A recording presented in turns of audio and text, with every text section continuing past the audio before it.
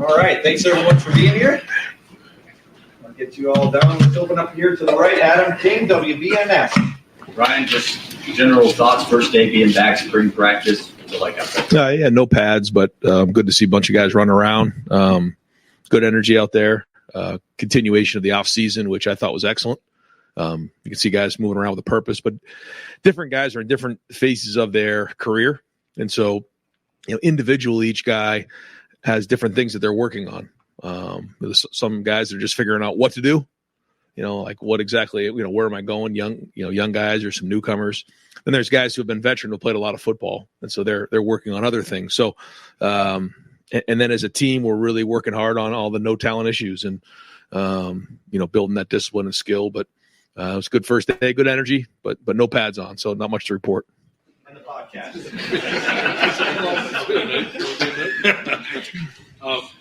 Ryan, I guess I'm about to ask you with the addition of Chip Kelly. I'm kind of curious about just his track record with run game. Every year he's been in college, he's had one of the best run games in college football. I'm sure you guys want to run it a little better than you did last year.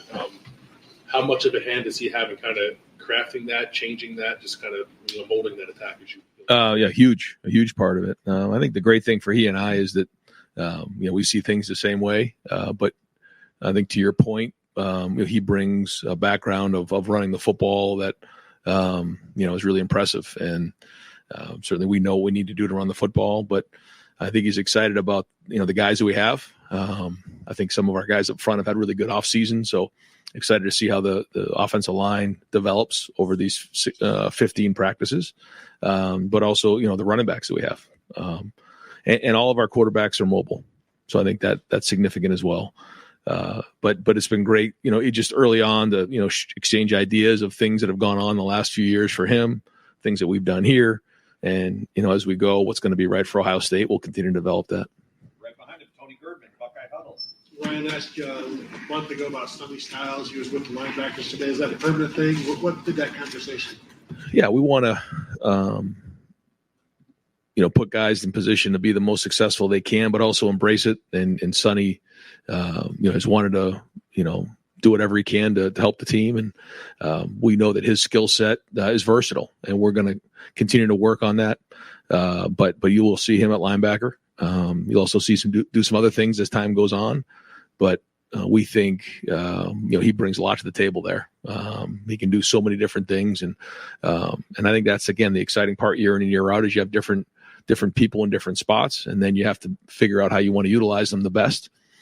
Today was just day one, real basic, but he was working at linebacker today, so we'll watch the film and continue to build his package. Front row, Dave Biddle, 24/7 Sports. Ryan, Chip has been your coach when you were a quarterback. He's been your boss. He is your mentor, and now you're his boss. How unique is that in your book?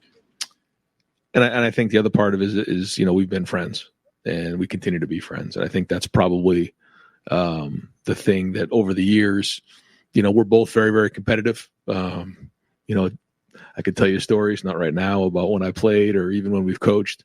But then, when the meeting gets over, we get off the field, we're hugging it out, and there's a lot of love there. I owe much of where I am at right now to him. And so this isn't about, any of that, as opposed to, a couple guys part of a great program right now that are trying to go chase some great goals. And he's been great. He's really done a great job already of connecting with a bunch of the staff members and coaches, but more importantly, the players. And it's going to be a fun journey to go on, but it's going to be competitive every day. And that's one thing that he's always done, and something I've always admired about him, and the ability to adapt over time and change. And so, yeah, already it's been fun to come to work every day, because you're going to get challenged. But even more as you look ahead to, this spring, this preseason, as we get into the year, where is this team going to be? What's the journey look like? What's the offense look like? But so far it's been, enjoyable to come in and, be able to step out of the room and know that, there's a bunch of guys in a room that are grinding on it, that are going to get it right. Super quick. Is he going to coach from the field or the box? I don't know if we've talked about that yet. I know he's always been a guy who likes to be down on the field. But we haven't got that far yet. Yeah. Yeah, Ryan, you talked about wanting to sort of step back from play calling, see the bigger picture. Yep. But the guys yesterday were saying you may be stepping back also from the quarterback room. I mean, you kind of have this tag as the quarterback whisperer. I wasn't whispering today out there, I can tell you that. I mean, how have you had to juggle that decision? Because that's kind of what you're known for. That's your strength, that you're kind of backing off that a little bit. That decision, and is that how it's going to work? Yeah, Chip is coaching the quarterbacks, and so much of what I learned was from him, and vice. We work together in so many different areas, and then I coach for him, and even it's with the Eagles and with the 49ers and with him. There's just a lot of back and forth there, and so there's a lot of conversation, and so I'll still be very much involved, but certainly.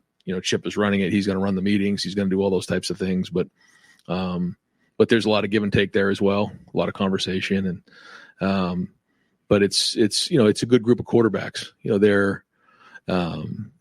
They've got really good leadership. They've had a really good off season.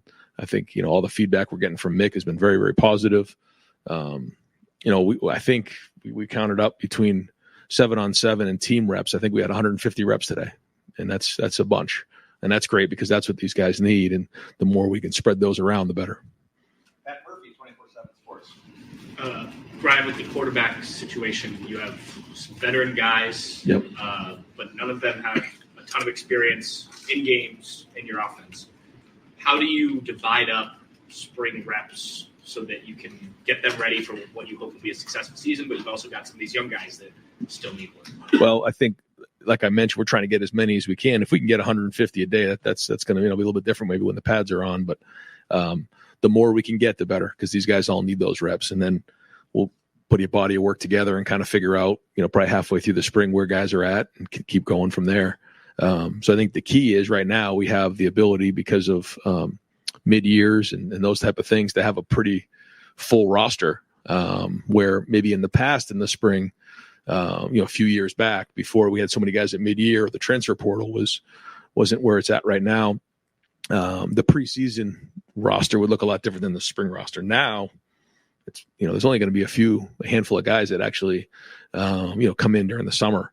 So we're able to get three groups, reps and equal reps. So again, it all comes down to those reps and making the best of them. Stephen Means, Cleveland.com. You mentioned last time we talked to you about Josh Pryor potentially playing some guard in the spring. We saw Luke in there today as well. What do you like about him on the interior? Well, he's very athletic. He's somebody who, to me, is very skilled in a lot of areas, making the transition to the offensive line here in the last couple of years. We think he's got a very, very high ceiling. And, he's got a list of things that just like everybody has that he's going to work on this offseason. He played tackle last year and did some good things. And we think he can still play some tackle, but we also really want to look at him at guard. One, because that's sort of an open spot right now. And then two, we also think with his quickness, he can get on guys quickly and he can bend. And that's very, very important in that position. And so with some of the schemes we're going to be running, we think, he has the skill set in order to do it. So now he just needs the reps to go, prove he can do it. I think we'll come up for air in the spring and figure after spring's over and figure out what kind of progress has been made, evaluate it, and then go from there. I don't know if you've had a team with this much experience on the spring roster. Right. When you have this kind of situation, does it become advantageous for you guys to be able to get so many young guys reps because you can kind of set the veterans off the side and they're taking care of their business? Yeah, like I mentioned before, there's guys that are different points of their career on the roster right now. And so as time goes on, right now we just want to get as many reps as we can and get these guys going. But as time goes on, I think to your point, we have to evaluate some guys. Some guys are working on getting things better. Let's take a guy like JT or Tyleek or Cody Simon. I mean, they have a list of things that they're trying to get done purposefully this spring. Then there's some guys take some of the defensive linemen like Jason Moore, Caden McDonald, Will Smith. I mean, these guys are trying to push to get on the field and play. Completely different position. Take a guy like Jeremiah Smith, who's a freshman who just literally, got here about a month or two ago and is learning the offense for the first time. Then you have guys like, Quinshawn or Will who have played football before, but now they're learning our offense. So all different guys in different points of their career. So we want to get as many reps as we can, but knowing that, like you said, there's certain guys that have played a bunch of football here. And, the idea for them isn't to just get as many reps as we can. The idea for them is to be pointed in what we're trying to get done with them as the spring goes on. Austin Ward, the podcast. Ryan, you've always talked about the quarterback position battles as carrying over to practice 16 in August. With the way everything has changed in college football, is there any part of you that feels like that there has to be more urgency or that it can't work that way anymore? Yeah, I hear what you're saying. I think we'll get a feel for how it all shakes out at the end of the spring. But to your point, it is different because of the portal, window opening. And we do have, a bunch of guys in that room. So, we're hoping to see some delineation as the spring goes on. Dan Hope, 11 Warriors. Ryan, obviously, Chip, a lot of his background is, coaching offensive linemen. What made you confident he could be the guy to coach the quarterbacks this year? He's coached it all for so long, and he was my quarterback coach, and even back in the NFL, he had a huge hand in a lot of the quarterback meetings. He would sit in on the meetings, and I think even back, when I played, he coached all kinds of different positions, and I think that's what gave him, the point of view of seeing it from all 22. I think sometimes guys, they get caught up in one position and. They can kind of get a little bit narrow-minded. He sees it all, has seen it all for a long time, has a great feel for it. And, you want to be, when you're the play caller, you want to be lockstep with the quarterback because there's just certain things that, when you're calling a play, we went over that in a meeting and I'm calling this play for this reason. And when the quarterback understands this is why it's being called for these types of reasons, it's already been covered in the meeting. And if you're in those meetings, then you have intimate details on what exactly is being said. It allows you to call the game with more confidence, making sure that both guys are on the same page because those are the two guys that have to be on the same page. Yeah. Joey Kaufman, Columbus Dispatch. Ryan, Chip's teams at Oregon at the time in college football probably played at some of the fastest pace. Maybe the UCLA teams weren't quite that fast, but still over time it's played sort of that up-tempo style. Does that background change anything, what you guys want to do, either practicing down the road sort of thing? Well, tempo is always going to be a part of what we do. It has changed. Some of the rules have changed. But I think more significantly just about, what Chip's done on offense over the years is, at that time it was innovative to be fast. That was kind of new. And so I think he's always been innovative on how he's done things and put his players in the best situation to be successful. And so what does that look like right now in college football in 2024? That's the journey that we're on right now. Will tempo be a part of it? Yes. Will we go fast every single play? No. Will we huddle every play? Probably not, but maybe. That's part of it. But I think all the different ways that we're going to attack defenses is going to be exciting, but also mixing in the tempos, the personnel groupings. Every team is a little bit different. And so it's not cookie cutter. But I think the point is that he's always been innovative in everything he's done, and then we continue to be that way this year, then we'll have a chance to go reach our goals. Kellyanne Stitz, WSYX.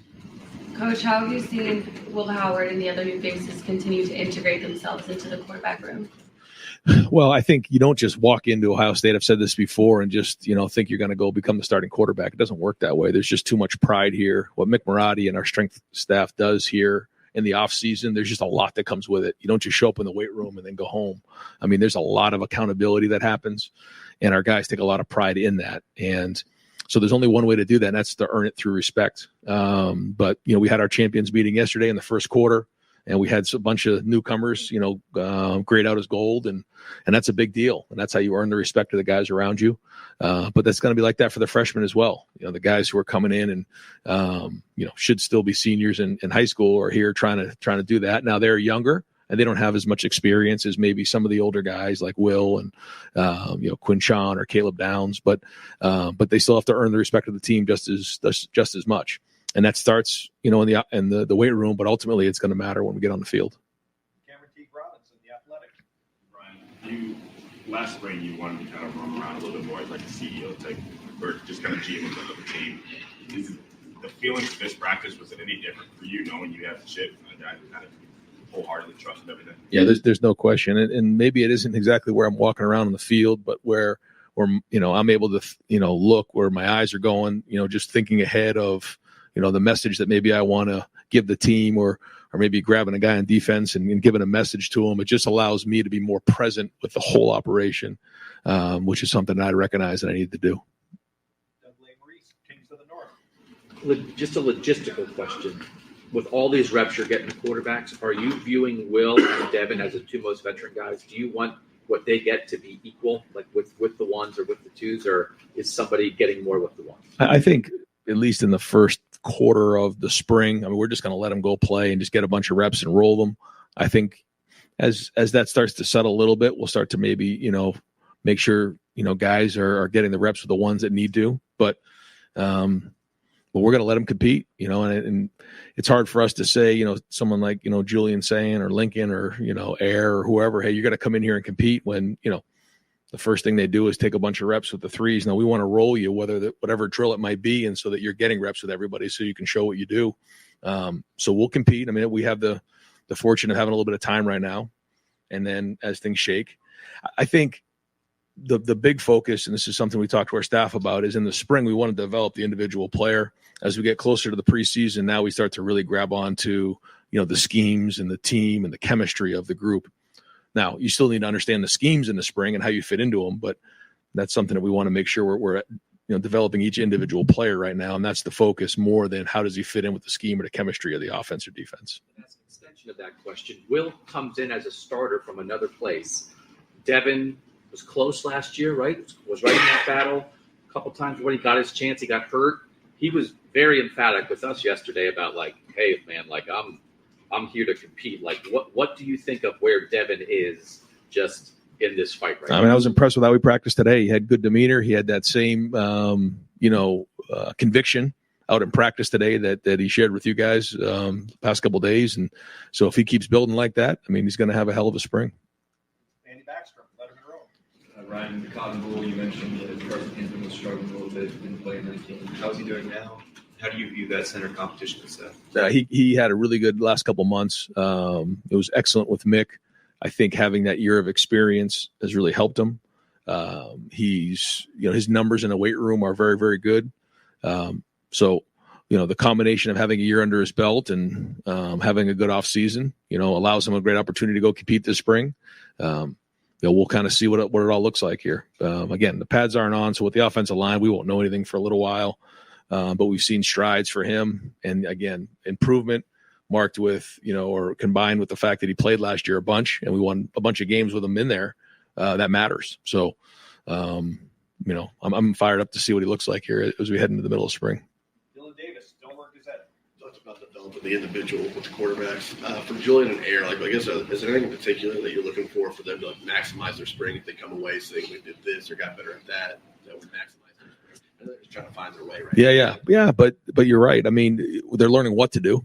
That's the first level. We've talked about this before. The first level is what to do, then how to do it, then why you're doing it, and what is the first thing right now. That being said, make great decisions, be confident, and take care of the football is going to be the things that they got to do. Compete your tail off, trust it, but they also have to put in a little extra work because they don't know. So, when you walk on the field, can you take a meeting to the field, or do you need 3 or 4 reps in order to say, okay, now I got it, as opposed to the real good ones? It's one mistake, I learn from it, I move on, and I continue to build fast. If we can see those type of trends, then we'll have something. Bill Rabinowitz, Columbus Dispatch.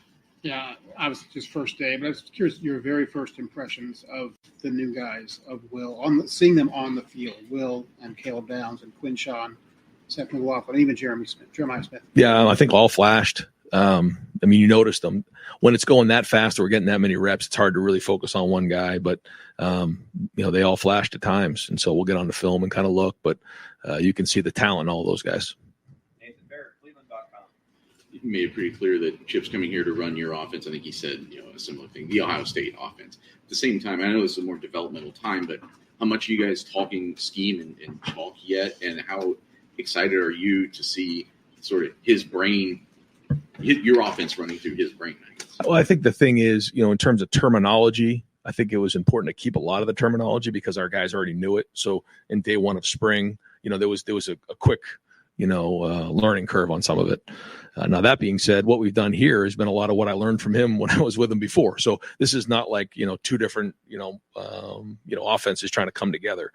What we've done here, there's been a lot of great things. What he's done has been, by the way, again, a lot of what we've done is what, I took when I came from, the NFL from him and, when I played for him. So there's just so many things in common. And a lot of times we'll be in meetings and, he'll kind of look at me and say, is it display? Yes. It's just another word for it. So the terminology we tried to keep somewhat intact. He's made some tweaks already to the run game that I think have been excellent. And will continue to be that way.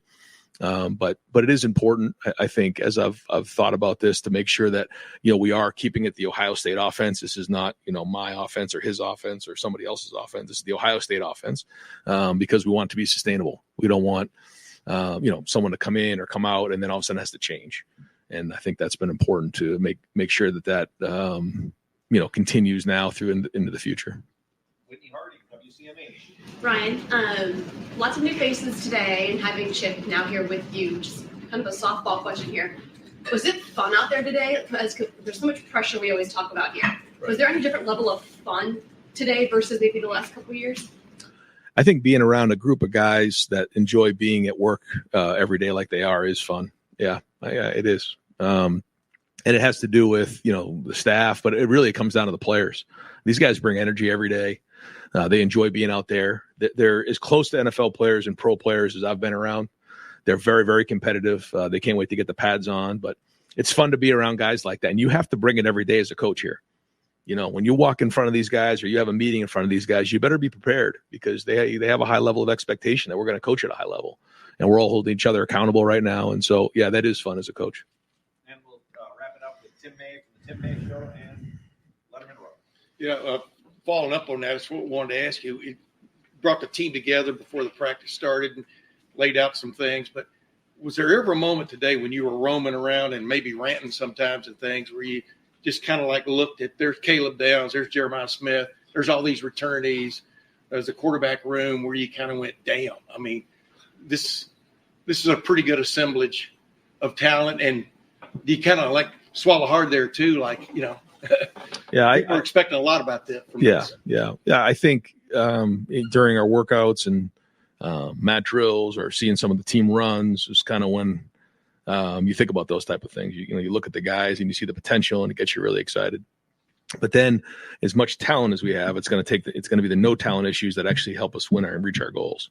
So that's been the focus now. And so once we get on the field, it's that's what you focus on. It isn't seeing Jeremiah run a go ball. Like, that's great, but like it's it's the discipline of knowing what to do. It's the focus. It's running to the ball. It's effort. It's energy. It's all the things that again take no talent. And so that's going to be the focus. It's not about the talent anymore. That was about the last couple months. Now we need to acquire the skill and discipline it's going to take to go reach our goals, and that's what spring's all about. Can I ask one quick follow-up? Of course. Has Chip embraced this role of working under you? I mean, how have you noticed his approach? I just, again, he and I have always had a relationship. It was never really like that. Even, when I played for him or worked under him, we worked together, and I don't look at it like he works for me. He works with me. And that's just the way I've always been, because I love him and have for a long time. And I don't think he looks at it that way either. And so we both want to reach a goal just like everybody else. We're fortunate to be around such a great program, that has unbelievable tradition, but in a place where, we have what's in place to go reach our goals next year. And I think that's what fires us both up, but just everybody else on the staff as well. We do have one last question. Bill Landis, Kings of the North. Yeah, just curious, is there anybody that you know is not available for spring ball? Yeah, we do have some guys that aren't available. I don't know, Jerry, if we talked about that. Do you want to go through a couple of those guys that won't be available this spring? The guys that won't be practicing out there this spring will be Malik Hartford, Peyton Pierce, Miles Walker, Bryce West, and Court Williams. It's fair to say that we would expect all those guys back in the preseason, though. So, but they just won't be participating this spring. Everybody else, there will be a couple guys maybe that are limited, but everybody else will be able to go. Hey, thanks, guys. Appreciate you guys. Thanks, Ryan.